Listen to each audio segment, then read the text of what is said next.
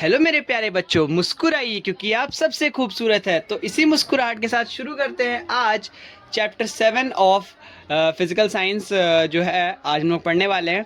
ठीक है, और आप ये वीडियो देख रहे हो साइंस शो पे, तो जाके साइंस शो को एक बार जाके सब्सक्राइब कर दो बच्चा पार्टी।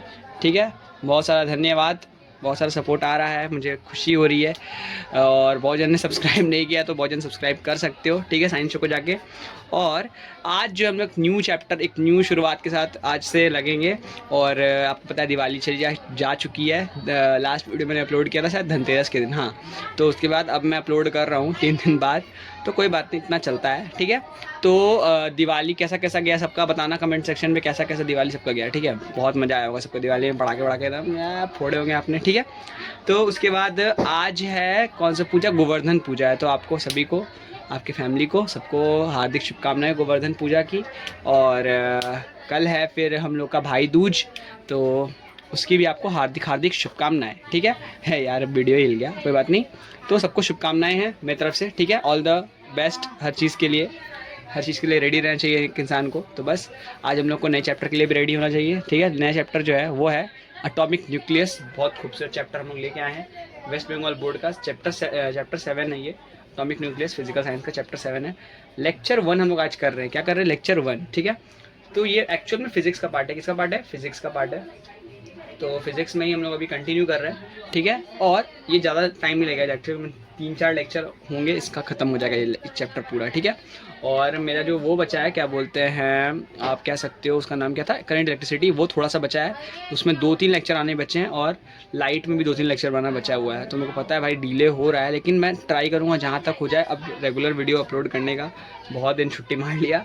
तो आज रेडियो एक्टिव एलिमेंट्स के बारे में हम लोग जानते हैं कि होता क्या है, ये होता क्या है। सबसे बड़ी बात है होता क्या है। ठीक है, तो वही पढ़ना है आज कि रेडियो एक्टिव एलिमेंट्स होते क्या हैं, और इसके बारे में हम लोग जानेंगे बहुत सारी चीज़ें। तो ठीक है, तो वीडियो को चालू करते हैं बिना किसी देरी के, मज़ा आएगा। ठीक है, लेट्स गो। तो अच्छा बड्डी, अभी हम लोग जो पढ़ने वाले हैं वो है सबसे पहला चीज़ 1896 का कहानी है। कब का कहानी है? 1896। कुछ आपको मैं थोड़ा सा कहानी बता देता हूँ पहले। ठीक है, जो कहानी आपको समझना पड़ेगा जाने से पहले। एक साइंटिस्ट थे जिनका नाम था हेनरी बेक्यूरेल। क्या था? Henry Becquerel. ठीक है, बेक्यूरेल, जो कहाँ के साइंटिस्ट थे? फ्रांस के रहने वाले साइंटिस्ट थे।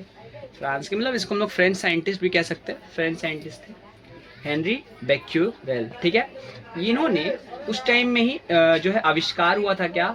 एक्सरेज का। एक्सरे उस time discovered discovered at that point of time, POT लिख दिया मैंने, पॉइंट ऑफ टाइम को। ठीक है, तो उस समय क्या डिस्कवर हुआ था 1896 के टाइम में फ्रांस में? हेनरी बेक्यूरेल नाम के जो साइंटिस्ट थे, उस टाइम क्या हुआ था कि एक्सरे जो है डिस्कवर हुआ था, सब पता चला था कि एक्सरे कुछ है। ठीक है, तो वही क्या हुआ विद न्यूली डिस्कवर्ड एक्सरे से उन्होंने इन्वेस्टिगेट किया कि यूरेनियम सॉल्ट्स में से कुछ लाइट्स निकल रहा है। क्या निकल रहा है? उसी के अंदर जो यूरेनियम सॉल्ट्स थे, क्या थे? यूरेनियम सॉल्ट्स क्या थे? यूरेनियम सॉल्ट्स में से कुछ क्या निकल रहे हैं? रेडिएशन टाइप के निकल रहे हैं। क्या निकल रहे हैं? रेडिएशन, मतलब कुछ लाइट टाइप का निकल रहा है। ठीक है, रेडिएशन मतलब समझ रहे हो ना, लाइट जैसा कुछ निकल रहा है उस टाइम। ठीक है, तो इन्होंने ये देखा, और ये जो है ना स्पॉन्टेनियस था, मतलब चल ही रहा था। ठीक है, चल ही रहा था। ठीक है, ठीक है, to X rays from within itself. ठीक है, मतलब इसके अंदर से खुद ब खुद ही निकलने लगा। क्या हुआ कि ये जो मान लो ये यूरेनियम सॉल्ट है, इसमें से कुछ रेडिएशन ऑटोमेटिकली निकलने लगा। क्या निकलने लगा? रेडिएशंस। क्या निकलने लगा? ऐसे ऐसे करके रेडिएशंस निकलने लगे। किसमें से? यूरेनियम सॉल्ट में से। ठीक है, ये किसने देखा ये चीज़ देखा आपका हेनरी बेक्यूरेल जी ने। ठीक है, उन्होंने देखा कि यूरेनियम में से क्या निकल रहा है, ये देखो ऐसे से निकल रहा है ना, ऐसे करके ये निकलने लगा। ये क्या निकलने लगा? ये निकलने लगा रेडिएशंस। क्या निकलने लगा? रेडिएशंस। ठीक है, तो अब हम लोग को यही जानना है कि अब इसके बाद क्या हुआ। ठीक है, यहाँ तक तो समझ में आया कि ये सब निकला। इन्होंने इसके ऊपर कुछ ज़्यादा वो नहीं दिया।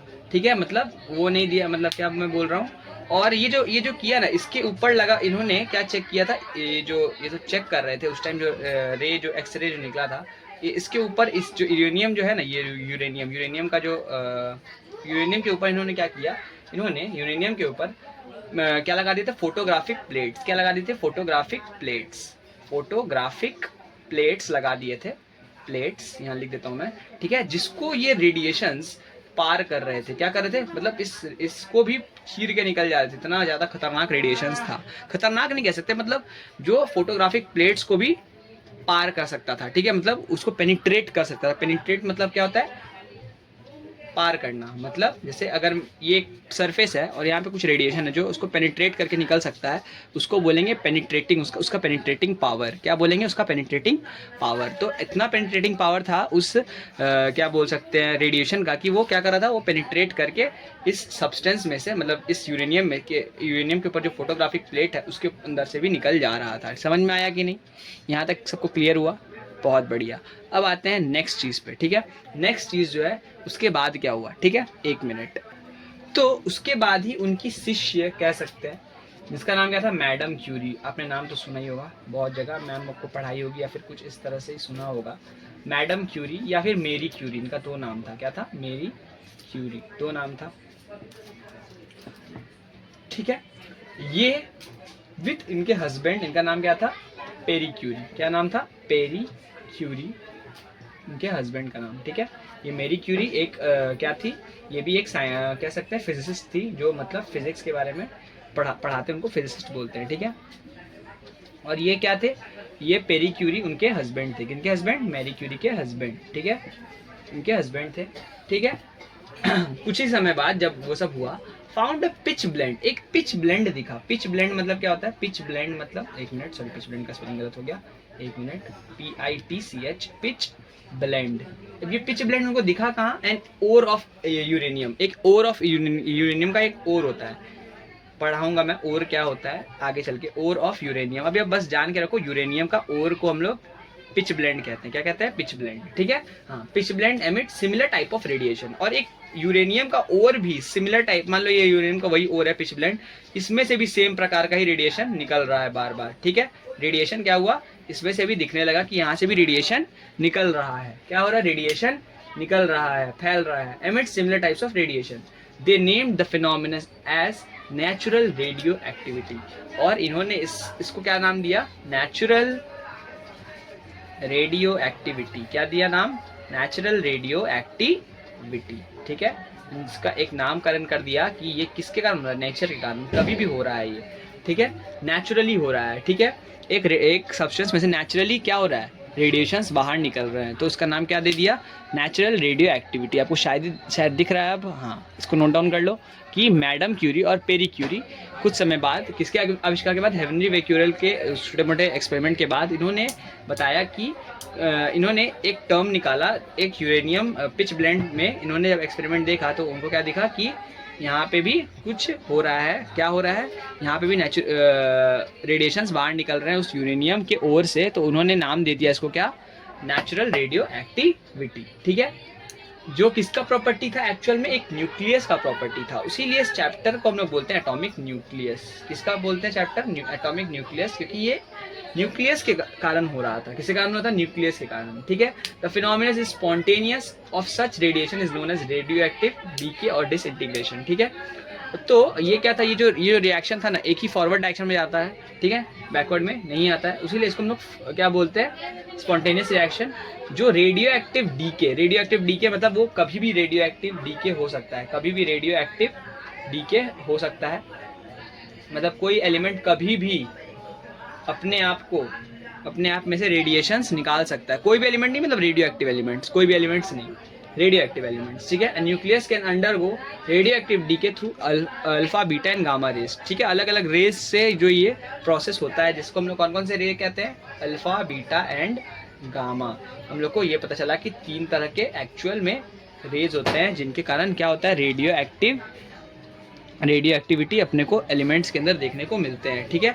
मतलब इस रेज में से कभी भी किसी भी समय, मतलब आप मान लो आपके पास एक एलिमेंट है, या तो ये 10 सेकंड में भी कर सकता है रेडियो एक्टिव डीके, या 10 मिनट में भी कर सकता है, 10 घंटे में भी कर सकता है, 10 साल में भी कर सकता है, और 10 आप मान लो डिकेड में भी कर सकता है। मतलब कभी भी ये जो है एलिमेंट कभी भी अपने अंदर से रेडियो एक्टिव डीके कर सकता है, ठीक है। उसका कोई फिक्स समय नहीं है। ये आप जब 12th में पढ़ोगे इस चीज़, अगर आप 12th में साइंस लोगे तो आपको ये पढ़ने को मिलेगा ये चीज़, ठीक है।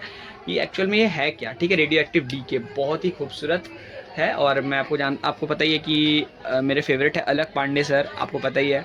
तो उनका अगर लेक्चर देखोगे तो आपको ये सब समझ में और आएगा जब 11th-12th में जाओगे।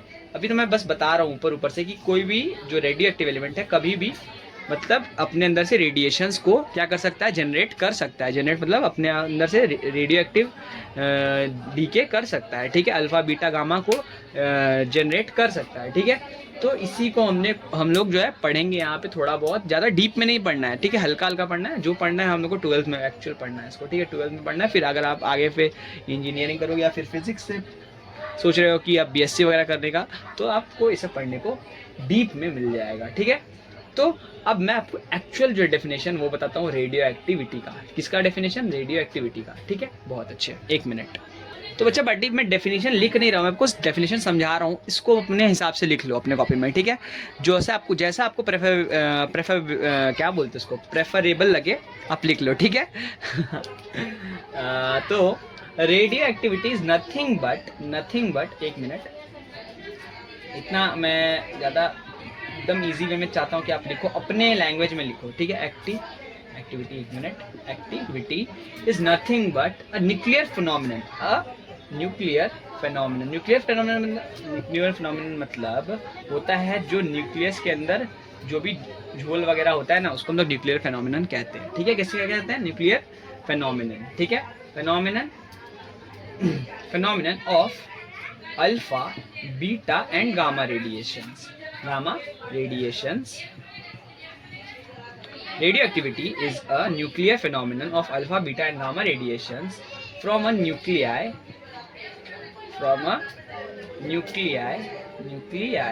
ठीक है, nuclei of heavier atoms with atomic number more than 82, of heavier atoms, atomic number more than 82। मतलब मैंने आपको बताया कि ये कौन करता है? रेडियो एक्टिव एलिमेंट्स ही कर सकते हैं। रेडियो एक्टिव एलिमेंट्स मतलब जो एलिमेंट्स 82 के ऊपर होते हैं ना, वो सारे रेडियो एक्टिव होते हैं। क्या होते हैं? रेडियो एक्टिव होते हैं। मतलब उनमें से कभी भी रेडियो एक्टिव डीके हो सकता है, मतलब कभी भी वो अपने अंदर से रेडिएशन निकाल सकते हैं, ठीक है। उस टाइप के एलिमेंट्स को क्या कहते हैं हम लोग? रेडियो एक्टिव एलिमेंट्स, ठीक है। वो जो सारे एलिमेंट्स हैं वो आफ्टर एटॉमिक नंबर 82 आते हैं। आफ्टर एटॉमिक नंबर 82 मतलब यूरेनियम हो गया, प्लूटोनियम हो गया, ठीक है। बहुत सारे और एलिमेंट्स हैं, ठीक है। और भी आपको मैं पढ़ाऊंगा, थोरियम हो गया वगैरह वगैरह, ये सब एलिमेंट्स के बारे में आप पढ़ोगे, ठीक है। तो radio activity is a nuclear phenomenon of alpha beta and gamma radiations from a nuclei of heavier items. Heavier items मतलब बड़े, न्यूक्लियाई मतलब जैसे ये होता है न्यूक्लियाई, ये होगा ये। अगर आप मान लो, अगर हम लोग एक छोटा सा ये बनाते हैं, तो ये जो बीच वाला नहीं होता जहाँ पे प्लस प्लस न्यूक्लियस होते हैं, यहाँ पे ये न्यूक्लियस है, और यहाँ पे क्या होता है? इलेक्ट्रॉन्स। क्या होता है? इलेक्ट्रॉन्स। तो ये जो पार्ट होता है इसको हम लोग न्यूक्लियाई कहते हैं। और जो बड़े बड़े जो एटम्स होते हैं 82, जिसका 82 से ज़्यादा होता है, वो ही इसके न्यूक्लियस से ही ये रेडिएशंस निकलते हैं, ठीक है। उसी के न्यूक्लियस से ये रेडिएशंस निकलते हैं। इसी को हम लोग क्या कहते हैं? Atomic nucleus. और यहाँ पे हम लोग बहुत चीज़ पढ़ेंगे रेडियो एक्टिविटी के बारे में। और मेरे ख्याल से आज के लिए आज हम लोग यहीं तक रखते हैं कि आपको मैंने बेसिक नॉलेज दे दिया कि कैसे क्या साइंटिस्ट वगैरह का झोल वगैरह था, क्या हुआ, हेनरी बेक्यूरेल ने क्या क्या किया, कैसे कैसे क्या हो गया, और क्या देखने को उससे मिला, ठीक है। कि कुछ फिर से बताता हूँ, एक बार क्विक रिकैप दे दूँ क्या? हाँ, एक वीडियो के लास्ट में मैं सोच रहा हूँ कि क्विक रिकैप देने का। तो क्या हुआ कि एक फ्रेंच साइंटिस्ट थे 1896, अपना नोट्स एक बार देखो और एक बार मिलाओ, ठीक है। एक फ्रेंच साइंटिस्ट थे 1896 में, इनका नाम क्या था? Henry Becquerel. उन्होंने कुछ जब एक्सरे जब उस टाइम इन्वेंट ही हुआ था, ठीक है। मैं ये नहीं बोल रहा कि उन्होंने इन्वेंट किया था, ठीक है, इन्वेंट हुआ था। तो उस टाइम उन्होंने कुछ देखा, यूरेनियम सॉल्ट्स के अंदर कुछ रेडिएशंस बाहर निकल रहे हैं। जब उन्होंने क्या लगाया था उसके ऊपर? फोटोग्राफिक प्लेट, तब वो फोटोग्राफिक प्लेट को भी पेनिट्रेट करके वो जो रेडिएशन है बाहर निकल जा रहा था, ठीक है, बाहर निकल जा रहा था, ठीक है। तो ये उन्होंने खुद देखा, उसके बाद उन्होंने इसका कुछ कंक्लूजन नहीं निकाल के दिया, ठीक है। उसके बाद मैडम क्यूरी और उनके हस्बैंड आए, जिन्होंने सेम चीज़, एक पिच ब्लेंड मैंने आपको बताया कि एक ओर होता है। क्या होता है? ओर होता है। ओर मतलब क्या होता है? एक तरह का क्या यूरेनियम का ओर है, ठीक है। ये ओर के बारे में आपको मैं बाद में बताऊंगा जब आपको मैं मेटलर्जी चैप्टर पढ़ाऊंगा तो, ठीक है। बहुत अच्छे। तो ये जो है ये होगा। तो उसके बाद उसमें से भी रेडिएशन निकलने का उन्होंने जो फिनोमिनन को नाम दे दिया नेचुरल रेडिएशन। क्या नाम दे दिया? Natural radio activity, sorry natural radio activity, ठीक है। और उन्होंने बताया कि एक रेडियो एक्टिव एलिमेंट कभी भी रेडियो एक्टिव जो है डिसइंटीग्रेशन कर सकता है, ठीक है। रेडियो एक्टिव डीके कर सकता है, ठीक है। मतलब अपने आप कभी भी उस अपने अंदर से अल्फा बीटा और गामा रेस को डिसइंटीग्रेट कर सकता है, ठीक है। और उन्होंने बहुत सारे एलिमेंट्स का एग्जांपल दिया, जैसे यूरेनियम हो गया, पोलोनियम, थोरियम, एक्टीनियम, ये जितने भी एलिमेंट्स है सारे के सारे रेडियो एक्टिव डिसइंटीग्रेशन कर सकते थे, ठीक है। उसके बाद क्या हुआ, एक मैंने आपको डेफिनेशन लिखा दिया यहाँ पे लास्ट में कि जो 82 प्लस जो एटॉमिक नंबर वाले एलिमेंट्स होते हैं वो अपने अंदर से अल्फा बीटा गामा रेडिएशंस निकालते हैं अपने न्यूक्लियस के अंदर से, ठीक है। इसी फेनोमेनन को हम लोग क्या कहते हैं? रेडियो एक्टिविटी, ठीक है। इसी न्यूक्लियर फेनोमेनन को क्या कहते हैं? Radio activity. तो मैं आपको कैसा लगा ये क्विक सा छोटा सा रिकैप? अगर आपको पूरा चैप्टर एक मैंने यहाँ पे सोच सकते हो आपको 1 मिनट के लगभग में बता दिया, ठीक है। जो मैंने अभी तक बताया थोड़ा डीप में उसको मैंने आपको 1 मिनट में फिर से एक बार रिवाइज करवा दिया, ठीक है। तो अगर आप कभी भूल जाओ, ऐसा लगे कि आप चैप्टर भूल रहे हो, तो आप लास्ट का ये 1 मिनट का एक चीज़ देख सकते हो, आपको बहुत ही किफ़ायती हो जाएगा ये, ठीक है। तो मेरे ख्याल से आपको यहाँ तक अच्छा समझ में आ गया होगा। और बस आज के लिए यही इतना तक ही। तब तक के लिए इस वीडियो करते हैं एंड। जाके साइंस को जल्दी जल्दी सब्सक्राइब करो यार, सब्सक्राइबर बढ़ाने की नहीं है। और आप सभी का एग्ज़ाम आ रहा है इसलिए मैं जल्दी जल्दी वीडियो धक्का धक अपलोड करते जा रहा हूँ। तो बस जाके चैनल को सब्सक्राइब करो, वीडियो को लाइक करो, सब्सक्राइब करो, बस और क्या ही कह सकते हैं, ठीक है। और कल के क्या बोलते हैं भाई दूज के लिए आपको सभी को हार्दिक शुभकामनाएं। तब तक के लिए सी यू, टाटा, बाय बाय।